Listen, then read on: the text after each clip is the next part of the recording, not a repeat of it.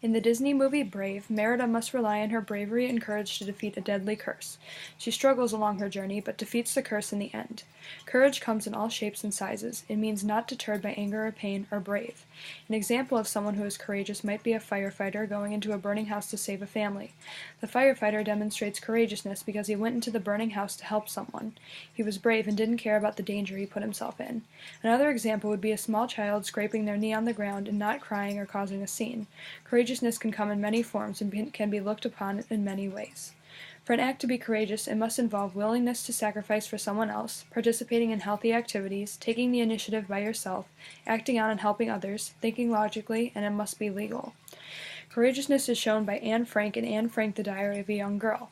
Although most stories are completely different, every person is courageous and overcomes obstacles. They push through their tough times and show their courageousness. Anne was willing to sacrifice her movements to hide from the Nazi guards that were looking for Jews. She did this to save her family, Peter, and his family. Her sacrifice saved her life as well as the lives of others for at least a short while. Anne participated in writing in a diary, a healthy activity. She was able to keep herself occupied by writing in her diary, which could have saved lives because she was immersed in writing instead of talking. Anne took the initiative of starting to write in a diary by herself. She was not forced to write in it, yet she did it anyway.